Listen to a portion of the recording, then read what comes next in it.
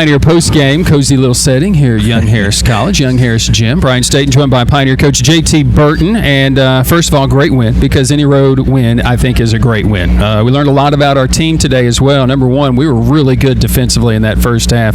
If they have any offense going whatsoever, it's a totally different game. But what were you guys doing against them to really force them into some tough shots? I'll tell you what, Zach Holt, my assistant, did a really good job on the scout. And we followed it to the tee the first half. And we got the shooters. They weren't making shots. And that makes a huge difference because the guys fought hard. They flew around. They got the shooters. They did what Coach said they was going to do. And they took the plan to the floor, and that's what helped. 2 of 15 from 3 in that opening half for Young Harris. Meanwhile, Joshua Scott really set a tone for you guys offensively in that first half. And I also think he did so defensively. And he was good and got you off into a really good rhythm offensively. Yeah, because we knew the way they played, the corners was going to be open on the offense, and Josh is he's became a good corner shooter. But he does the little thing, the little intangibles. Like late in the game, I know we haven't talked about it, he got a real huge block out one time. We got the offensive rebound, so that's what Josh brings to the table. We did have the blackout about 6 minutes into that first half, but then we closed it out going on a 13-3 run. Very impressed the way we would score, and it was steals today. We did this against them the first time. Had 15 steals in the game. I believe it was 14 today, but we got into some transition offense and got some easy buckets. Yeah, we try to. You don't want to run with them, but if you can get to the rim, that was one of the big emphasis we put on during the game. Before the game, you got to get in the paint, make them guard you, make them have to make a decision on the wings. Especially with Josh making those threes early, we was able to get to the rim. Things seemed well, especially at halftime, leading 30-16. Built a 56-36 20-point lead. 10 minutes and 8 seconds to play. Went 1 of 2 at the stripe to get that 20-point lead. McCoy hits a big contested 3, and it kind of injected some life into them. You knew it was coming. How did we weather the storm? I'm telling you, we practice it every day. We practice up 10, down 10, up 20, and I think that carries over to the game because the guys, when they made their run, I didn't call a timeout. Maybe I should have, but the guys did a really good job of staying the course because I tell them all the time, you're going to make a run, especially when you're on the road. They are going to make a run. I like to think that we're that good to be able to withstand it, and I knew they was going to make a run and was fortunate to come back with a win. And you did withstand it, and you contested their shots, and they were falling. Everything seemed to be going. They got just a little bit of momentum, and McCoy went back-to-back, gave them that momentum. Things that were really good today that I liked, I don't know if you want to comment on it, transition defense. I felt like we were able to get back, and we were really organized on defense. Yes, the guys did a really good job of following the game plan. It's all the credit goes to the guys and my assistants because they did really a great job of getting there, executing the plan and transition defense. If I write keys on the board, and that's number 1, especially against them. And then 2, Harper. You really bottled him up. You had very active hands. You deflected a lot of passes, came up with a lot of steals, obviously, and then you really frustrated Harper. We knew it was coming. He's going to penetrate and look for the kick out, and you guys seem to be on it today. Yeah, the biggest thing is to stay at home. We knew he was going to drive and look for the open shooters, and they do a really good job of covering and getting wide open, and we did an unbelievable job, especially the first half and late in the second half of staying home. Things not so good, bad turnovers today.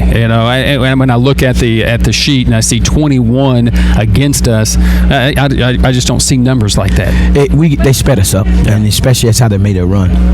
Because we got a little tight, didn't make free throws. They make shots. This gym is probably 250 people in here, and just rough 150. Yeah. It seemed like 10,000 when you're making shots. They get sped up. So guys, that's what I say. We try to practice that, and guys did a really good job of staying with it. Guys that did do a good job stepping up. I enjoyed the way Brandon Mitchell played and went about his business today. He's kind of been gone offensively somewhat, but he's doing everything else. And then today, when asked to make free throws, he went to the line and knocked him down. Yes, that's what he's supposed to do. It's what we got him here for. He's a scorer. The kid is a scorer, and as soon as I remember early in the game, the first half, he took the ball to the rim. Play kind of broke down, and he does what he's supposed. He's a scorer. He just got to get better on defense. Yeah, we just have to kind of work on that. But you hold this team. They average 90 points a game, 95 here in this gym, and 69 is what you hold them to here today. And if they don't get hot, who knows? Maybe they're under 50. They do shoot for a high percentage in the second half. What did they do differently besides make shots? What did they do anything differently that you noticed in the second half? Well, what they did is they overloaded on one side, and they looked for the one more pass. It was kind of late, like a half second late to get there, because with some of these guys, if you're a half second late, half step late, that's not a contested shot. I mean, it's a wide open shot for them. Like the corner late in the corner when Justin Mitchell, he looked at me like, Coach, I was there, but that's a wide open shot for him, especially being at home, and then he averaged 95 points a game. All right, so then finally, here on the road to get a win, young team learning how to fight through some adversity today. I think you've learned in your non-conference schedule, as we wrap that up here today,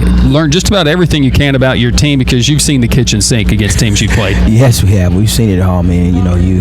These guys done a really good job of holding up, staying together. I mean, this is year 2, year and a half for us. We're still a new staff, new team, and trying to figure out ourselves. And I think we've done a really good job of forming identity. And I had to go. I don't get any of the credit. Yeah, all the credit goes out to my staff and the kids.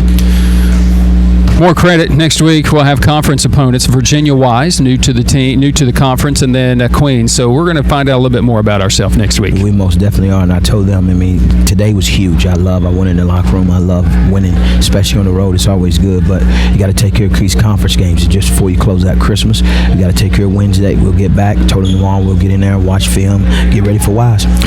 Get ready for Wise. That will be Wednesday. Our coverage there will begin at 5:15. Women will tip it up at 5:30, and then the men at 7:30, and then Saturday on the road to Charlotte to take on the Queens Royals. He's Pioneer coach JT Burton. He picks up the victory here today as the Pioneers go wire to wire and defeat the Young Harris Mountain Lions. Your final scores: Tusculum 73 and Young Harris 69. We'll have our final thoughts when we continue after this on the Pioneer Sports Network.